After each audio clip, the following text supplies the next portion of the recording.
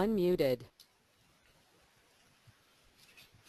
Good afternoon, ladies and gentlemen. This is SiamShogun, your friendly Clueless 8 technical administrator. Clue's funny. Can everybody hear me okay?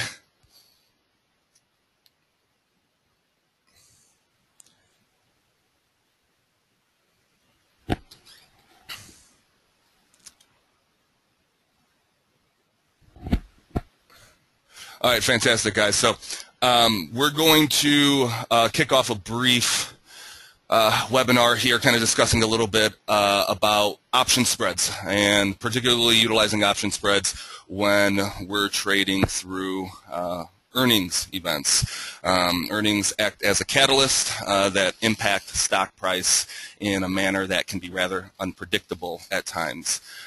So what we're going to be looking at doing here is kind of taking a look at a few different tickers, and then we're going to look at some different potential strategies that we can implement utilizing option spreads to help hedge risk and make sure that we try our best not to blow our accounts up when we're trading through these earnings, because they can be a bit of a lotto. So let me make sure that everybody can hear me okay, because we're not seeing any sort of responses in chat here. So, all right, fantastic. You guys can hear me fine. All right, awesome. So the first thing I wanted to look at here was Amazon. Amazon has their earnings release that's going to be coming up here soon. We got them dated for the 23rd aftermarket. So what I got is I pulled up a options chain, and we're going to be looking at trading through earnings in a little bit of a different manner than probably what most members are accustomed to, in terms of we're just going to be looking at the options chain here. We're not going to be getting in any charts, any sort of technical elements in terms of what price action is doing with the charts. We're strictly going to be looking at the options chain and what the market makers are expecting these options to do. So one thing I want to point out for those of you that are using Thinkorswim is we have this handy dandy little function up here. Can everybody see this little function? If you can give me a yes inside the chat window, that'd be fantastic. Yep. All right, cool. All right, this little function right here is called the expected move, and this is what the market makers are pricing the current options premium in terms of what they expect the move to be. So what they're looking at is they're expecting a move for this specific expiration for either plus or minus about 28 bucks is what they're expecting it to move to. So what you can do when planning for your option strategy, when looking at what specific strikes that you intend on trading, you can utilize that expected move in order to gauge which strikes that you want to select and trade in and out of. Now, the interesting thing when looking at something like the expected move is that when we have in a specific event where the stock trades outside of the expected move, it creates a situation where you'll see a significant move in the out-of-the-money options. And the reason why is because those out-of-the-money options are not priced with the expectation that they're ever going to be in the money. So as a result, let's say hypothetically speaking, Amazon goes ahead and moves $50 on earnings because of some crazy market occurrence, which we all know happens from time to time. That's when that's when you see those home run lotto plays, those home run out of the money calls that jump up 5,000%. So it's just kind of something to keep in mind when planning for your earnings strategy, is to take a glance at that expected move and to see how they're pricing these specific strikes. So what I kind of want to look at here is the first thing that we're going to talk about is a real simple approach to a mitigating risk when trading through an earnings catalyst, and we're going to suppose that you're holding common stock. And that simple strategy, and some of you may be familiar with it, is called a covered call. And Anoop can't see my screen. Does anybody else having problems seeing the screen?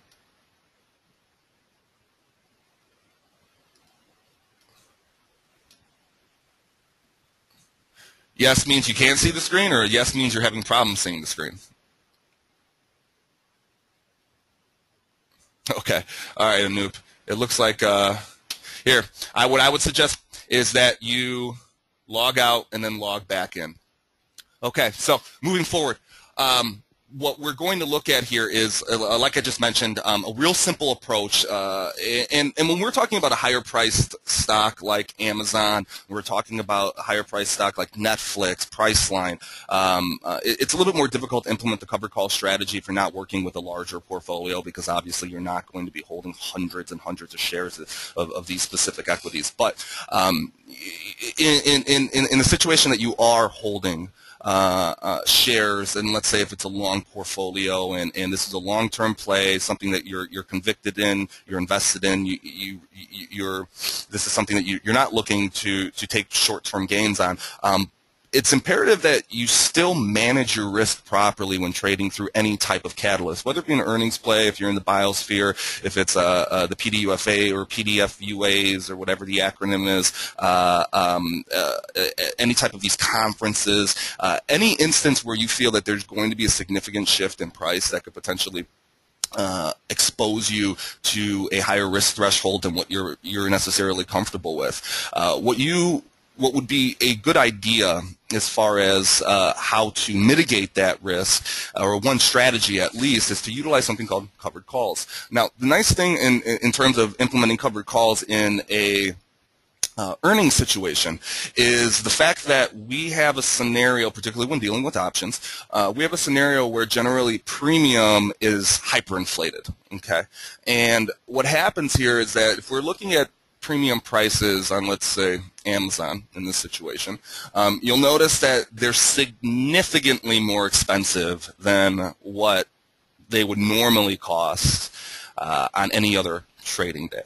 Okay, so most of the time when we're looking at trading through an earnings play utilizing options, one of the things that you probably hear the most is how expensive premium is, and things like Vega Crush or premium burn, and how harmful it can be. And albeit that is very true, the fact is that you can also use that to your advantage. And one of the methods that we're going to be talking about here is utilizing or selling calls against a long core common stock position. Now, what does that mean? That means that if I'm holding 100 shares on Amazon, that allows me the opportunity to sell a call and collect that premium. And what would then happen is that if the stock price closes above that strike on expiration, then we would then be able to keep that premium as essentially profit. Now, what that does now, and let's create the opposite scenario, which is that the strike or stock price closes above that specific strike, and your strike is then in the money. What would then happen is your stock would then get called away. Now, ideally, when you're doing this, okay, you're going to want to sell premium on a strike that's above your cost basis. So if my cost basis is, let's say, $380 on my common shares of Amazon, and I'm selling one call because I have 100 shares and I'm selling one call of the 390s at 1565, okay, what would then happen is I would automatically be credited the 1565, which is the bid because we sell on the bid. I would be credited at 1565, and that essentially would be deducted from my cost basis. Okay, so what that boils down to is that at that point I've created a small hedge should the stock go, if I'm bullish on the position, should the stock go against me. So now in the instance that, let's say, the stock moves above 390, what will then happen is that your stock will get called away, and you will essentially sell those shares for $390, but at the same token, you'll take whatever the difference is between your cost basis and that strike, plus you'll get to keep that premium. So does that all make sense to everybody as far as covered call is concerned? If you can give me a little bit of feedback in the chat window. Yes, no, are you completely lost? We have no clue. All right, awesome. So it's a real simple principle. Like I said, when we're dealing with these higher price stocks, it gets a little bit more difficult because they are more expensive to maintain. But when we're dealing with lower price stocks, it's something that's a little bit more effective when you got 1,000 shares inside your portfolio. When you have 500 shares inside your portfolio, it acts as a way to essentially, we can call it collecting rent on your shares and to protect you, in a certain manner. So that's a real simple aspect. Now, the next thing we're going to jump into, and I'm not going to get too complex because there's a ton of different option strategies that are option spread strategies that we can implement through earnings that range everywhere from just a simple vertical spread to back spreads. We can utilize various types of credit spreads, utilizing out-of-the-money options based on the expected move. There's just a whole plethora of different approaches that we can take, but we're going to try to keep it simple here. So the next thing that we're going to look at doing is a vertical debit spread.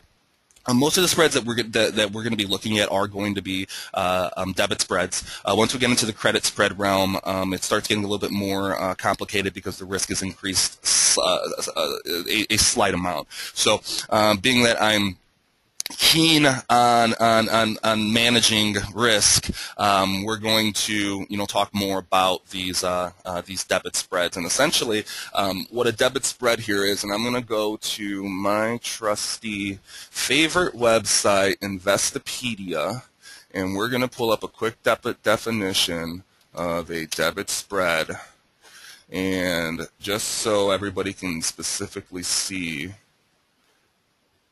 I love it. How about buying power through? What do you mean exactly buying power through, Josh?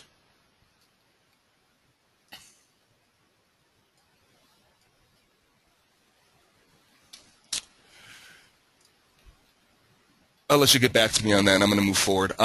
So what we're looking at here is, and just a quick explanation as far as what specifically a debit spread is a debit spread is a spread where you're essentially paying X amount of dollars in premium, and it's debiting from your account, versus a credit spread, which would be where you would be selling an in-the-money option for a higher price and buying an out-of-the-money option for a lower price, in which the difference between the two you would be then credited.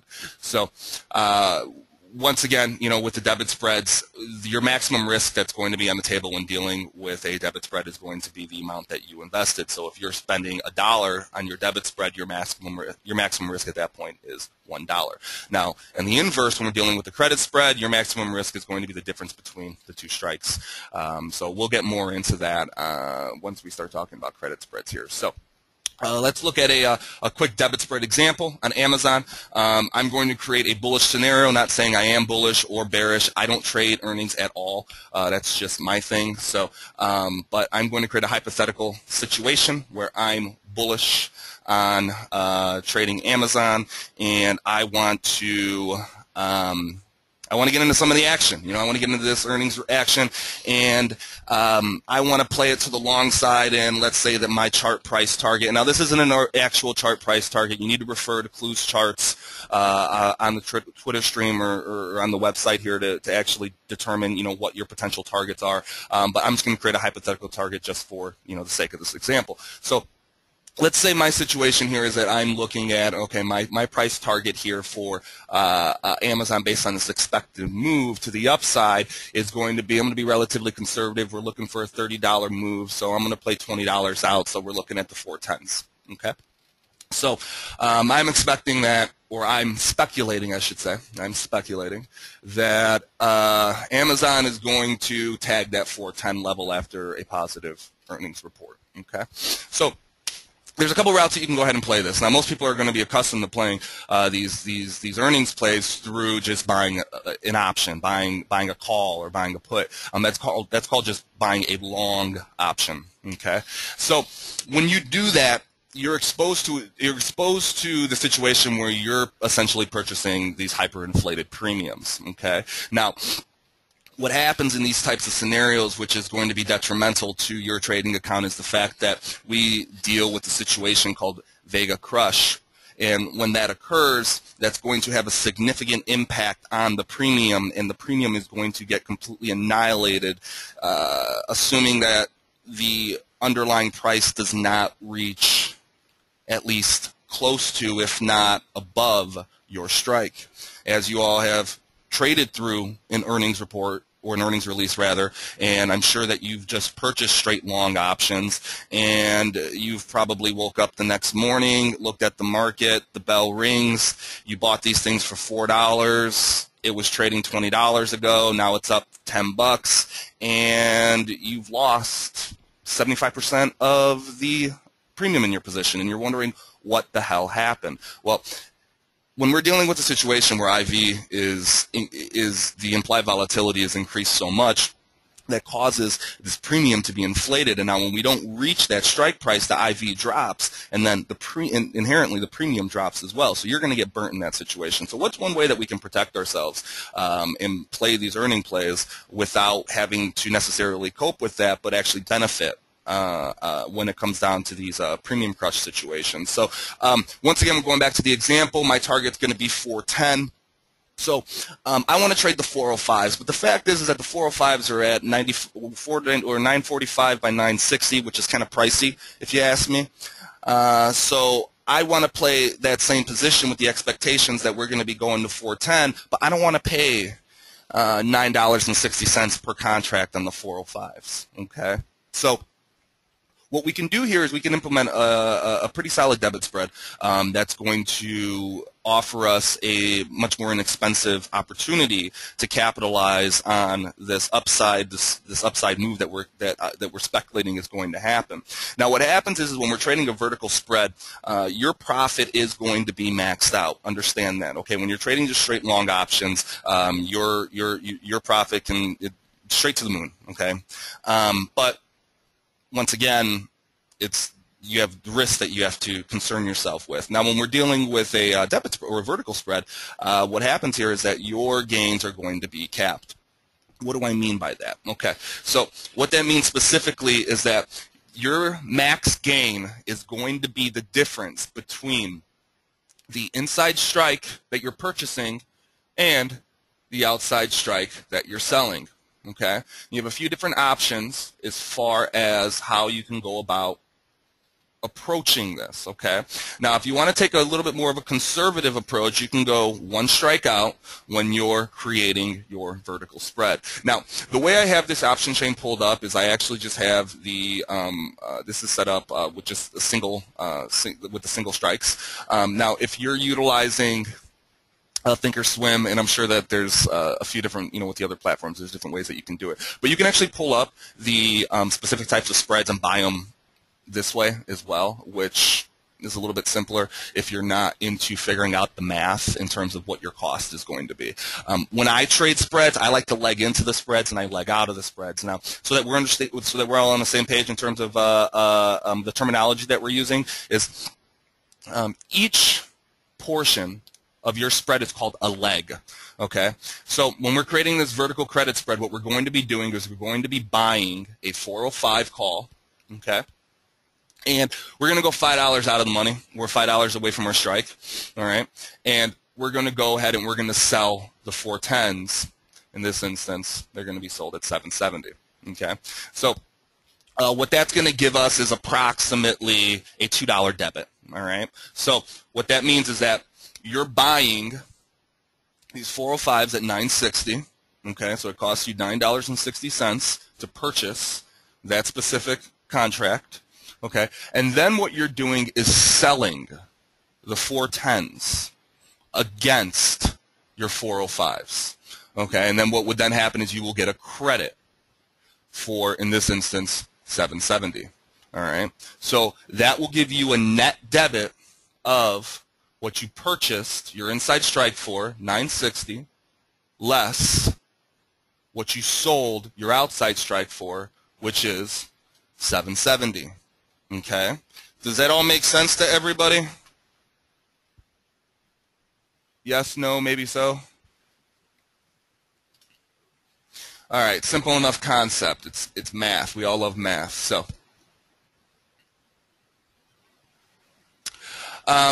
that's one method to implement a vertical spread. Now here's what happens here. So our total cost on this specific trade, assuming that we're only doing one contract, okay, is going to be a total of $1.90. So that means that we have a total of $1.90 in risk on the table. All right. Now, our maximum gain in this specific situation, okay, should the underlying price close above our out-of-the-money strike. So that means that we're looking for it to close above 410. At that point, what we're looking at here is our maximum gain is going to be $5. Where did I get that $5 from? Well, $5 is the difference between the strikes. Okay, so that would be 405 or 410 minus 405, which would equal $5. So does that make sense in terms of how your max gain is calculated? Because sometimes that gets confusing because people will they have a tendency to think that your max gain is determined by the premium price, when in reality the premium price has nothing to do with your max gain. It's actually the distance between the strikes that you're purchasing. So that I understand that that can get confusing for some people. So does that make sense to everybody? All right, fantastic. So what we're now here looking at, what we then want to look at that point is what we want to figure is what is our risk to reward. All right, risk versus reward, RVR. I'm sure you guys have all seen that. And what that means is that we are now in the situations where we're risking $1.90, okay, to make $5. All right, so those are pretty solid numbers if you ask me, and that's essentially the basic principles behind trading a vertical spread. Now, we can take this a step further when we're doing these types of things, and if we want to collect a little bit more premium on the outside strike, okay, we can actually manipulate the legs a little bit, okay, where we're taking, let's say, an inside leg for this week's expiration. We're going to still stick with these 405s, all right, so, and then we can actually go further out and look at taking the next week's expiration. Now, here's one thing to keep in mind when we're doing this, and anybody that's not familiar with trading spreads, I would actually suggest that you avoid taking this approach just because of the fact that you have to be cautious if you're not playing the delta, or if you're not paying attention to how the delta is impacting the premium price, because what could happen if you do go too far out where you have a higher delta on your outside strike than what you do in your inside strike for your current week's expiry when you're dealing with a little bit more of a complex spread like this, it could cause problems in the long run where you will end up net negative. So that's just kind of a different scenario as far as how we can implement a vertical spread.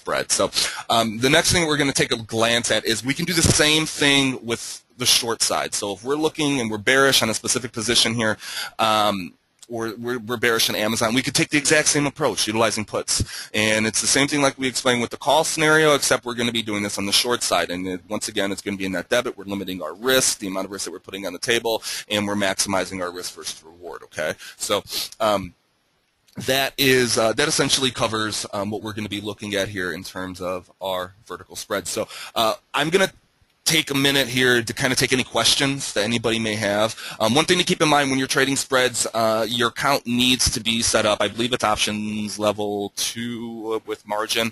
You can't do this on a cash account. You need to have a margin account. You also need to have the account privileges to sell spreads. So this isn't for every account. You know, you do have to get with whoever your brokerage is and make sure that you have the proper setup so that you can do that.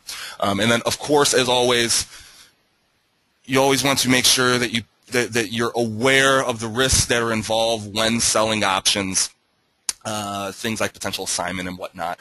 And it's something that you're going to want to discuss with your financial advisor, as that is not what I do. So so like I said, I'm going to take a couple questions here as far as this specific setup is concerned and how to specifically trade these verticals. Anybody have any specific questions on how to do this or how it works or specific ideas, anything? Y'all got nothing? Okay, so we're going to move on to the next thing here. What's coming up here for earnings here? We have we're talking about Amazon. That's on the 23rd. CMG is actually tonight. So let's pull that one up. This takes a million years to load. Okay, let's take a look here. What are we expecting here? Okay, so we're going to take a quick glance at CMG. What do we got here? Okay, the expected move on CMG is going to be $45. And that's plus or minus, so that means it can go $45 up or $45 down. So let's look at some of the different options that are trading for this week here. And they're pretty expensive, you know. Kind of just taking a quick glance at these, and I know that a lot of the members with smaller accounts may not be able to get involved in trading through something like this. So one of the things that we want to kind of take a look at here is taking the same approach like I explained with Amazon. And looking at trading through, let's see here, if we're looking at a $45 move, we're trading at $6.97. So the expectation is going to hit anywhere between $7.45 down to $6.50. So when planning for our spreads, what we want to do is we want to make sure that we're staying within that expected move. Does that make sense to everybody?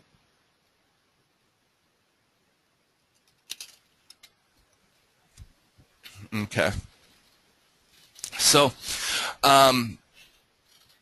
what we can do here is, and you see, the nice thing about trading a vertical spread is that oftentimes, because of the cost that's involved with trading some of these higher priced high beta stocks, because of the cost that's involved with trading the premium. It looks like Frank's got some questions.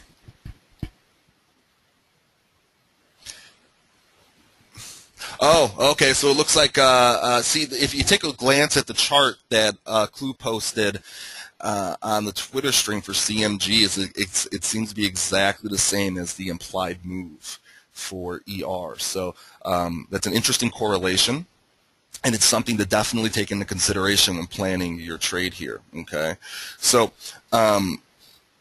looking at this trade, so one of the issues that you contend with is that oftentimes, because of the cost that's involved with trading either near the money or in the money, we're restricted as far as which options contracts we can purchase. So as a result, we end up going a little bit further out of the money, and then we're exposed to various detrimental factors that can cause our trade to go against us, even though we're trading in the right direction, if that makes any sense. And I'll give you a real world example. You know, it's that one time that you bought calls on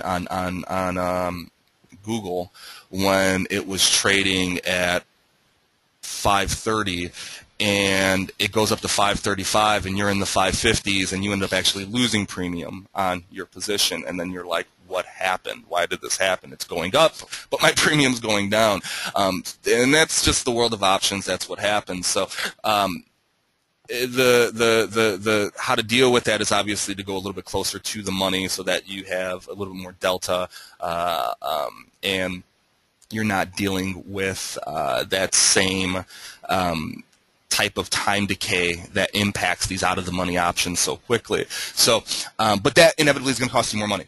All right. So the whole point here is that we can take similar approaches and trade whatever strikes essentially that we want, and still be able to get similar costs as opposed to what we would be dealing with an out of the money contract. So what do I mean by that? Let's say I wanted to trade the 700. I wanted to buy the 700 CMGs, and I wanted to create a vertical 700 by 705 spread. So I'm actually going to type this into the chat box here so you can see how it's actually written. Let's see if I can find it.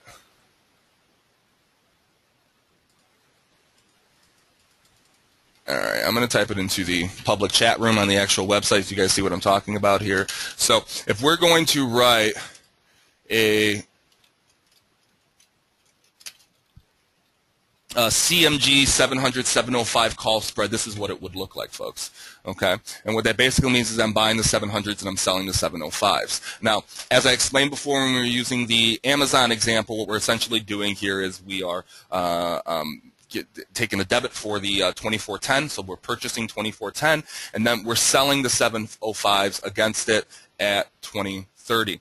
Okay, so that gives us about, we're just going to guess about, it's about $4. So your total cost on that position or your total risk is going to be $4. All right. Now, when we start looking at a risk to reward ratio here, now that's where this is important, okay? Because at this point, what you're looking at is if you're trading this vertical at the current prices right now, which you're trading at, like I had said, you're buying at 2410, you're selling at 2030 on the 705s, and your max gain is going to be $5, which is the distance between 700 and 705. Okay, you're paying $4 for that. All right. To me, that's not a good risk to reward ratio. All right, because the most that you're looking to make on that position is going to be $1 at that point. So that's a bit of a concern. You're going to want to take that into consideration, and that's where the risk versus reward comes into play.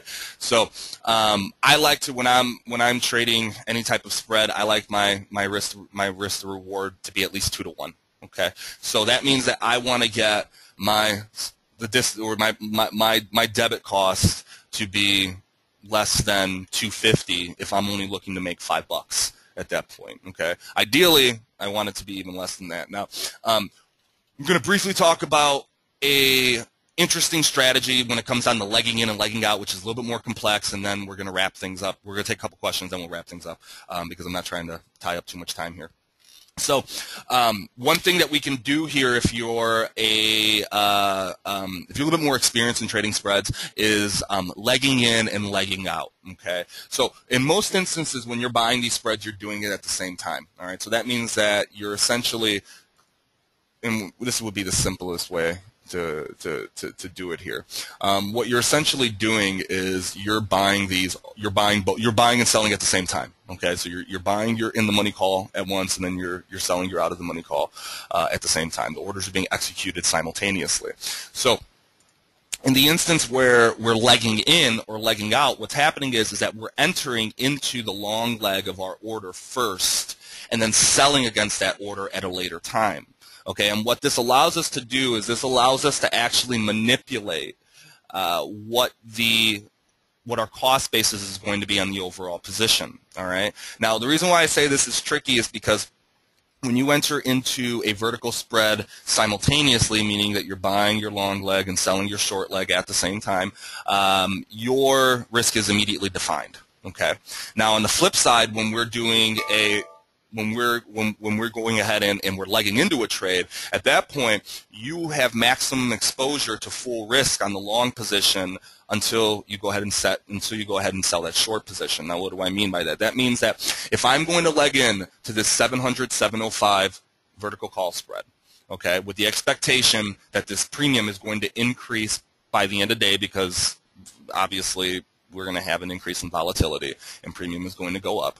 Okay, what's going to then happen is that I'm going to buy at $24.70, which is the current price, and I expect the 705s to increase, and I'm going to try to sell them at a higher price so that I'm able to lower my cost basis on that spread.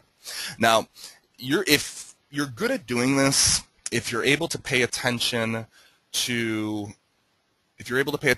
how premium is moving, you're able to actually create scenarios where you have zero risk on the table. It's a trade that costs you absolutely nothing. And those are my favorite trades. So let's say in an instance where we go long the 700s, and by the end of the day, CMG skyrockets $5. All right, and then now our 705s are now trading at $24.70 because that's what we purchased our 700s for. So we're going to create a hypothetical situation where the 705s are now trading at $24.70. Okay. What we can then do is we can then sell those at that $24.70, and we've now covered the cost of our long position. All right. So now we have a risk to reward, which is a 0 to 5. Okay. That means that we're risking nothing to make $5. And if the trade goes against us, we didn't lose anything. Now, I know that's a little bit more complicated than some of the other stuff that I was talking about, so does that make sense to everybody? Yes? No? All right, fantastic. So, once again, I gotta emphasize this, and I'm gonna drill this in your people's skulls, is that unless you're experienced trading spreads, don't try legging in and legging out. All right, you're not smarter than the market. Oftentimes, what happens is that you'll try legging in on a long position. Okay, the position will go against you. You'll get nervous. You'll sell short too early on your outside strike, and then the next thing you know, the position starts moving for you. All right, but then you're going to be in a net negative scenario because you sold for a lot less than what you should have. All right, so when you're just starting getting into trading option spreads and whatnot, just stick with the basics, stick with what's simple. Enter the positions at the same time. Get comfortable with how you enter and exit the simultaneous, the actual spreads themselves. Because I will let you know right now that when you're trying to sell a vertical spread, a back spread, a fly, or any other type of option spread, it can get difficult to fill, okay? Because you have to keep in mind that you need to fill both orders at the same time, and oftentimes the market makers aren't willing to cooperate, let's just say, in order to make that happen. So there have been plenty of instances where I've literally sat and watched the tape flow by as I was sitting on an order, and my order was on the books, and I was watching orders that were hitting the tape left and right, and mine was not filling. So that can get a little bit frustrating. But once again, just kind of keep it simple. So last thing here, what we're going to, I think that actually covers it for now. I think we're good. So before I wrap up, last opportunity for any questions, comments, criticisms, concerns, etc. We can get more in depth into these types of concepts, into advanced option strategies. We can get into things like setting up advanced order execution, utilizing conditional orders, order triggers, things of that nature, in order to execute advanced option spreads, and we can kind of get more in depth in some of the other complex option spreads that exist out there, because I just want you guys to keep in mind there's a million different ways to generate income when dealing with options. Okay, you can make money when a stock goes up, you can make money when a stock goes down, you can make money when a stock goes sideways, you can make money when a stock does nothing. It all depends on the type of trade that you're taking. Okay. So we can get into those types of things if you're interested. We have a new promotion that we're putting out here for our advanced coaching sessions. We're doing some really cool group sessions, which are basically groups of 5 traders at a time. They're a little bit more inexpensive in terms of the cost that's involved with that.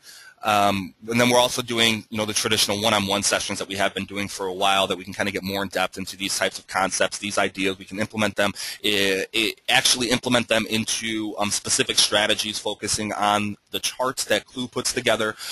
We can, implement them into the Clue's trademark behavioral game theory and macro political game theory, which is always, really interesting. And you have to keep in mind that all these things are just tools for you to add to your trader's toolbox, resources for you, and just keep in mind that you can't use the same tool for every single job. You have to use the right tool for the right job. So once again, we get more into that. So if you want to check out the advanced coaching sessions, and go to the members area. In the members area, there's a button that says one-on-one coaching session. You can't miss it. There's a big link at the top of your page that says advanced coaching sessions. Click on that. It gives you a lot of details, a lot of information. You go ahead and you can schedule your sessions. All the pricing's there. If you do have any questions, concerns, something that you're not too clear on, let me know. I'm here to answer any questions you have. Let Clue know. He's here to answer any questions you may have. We're here to help you guys out as much as possible and to learn with you as we're doing this. So that's it. Anything else? Anybody else has anything to say? No? All right. Fantastic, guys. Y'all have a good day and good luck through trading these earnings, because I won't be trading them. I'll just be a spectator. So y'all guys, you have a great afternoon.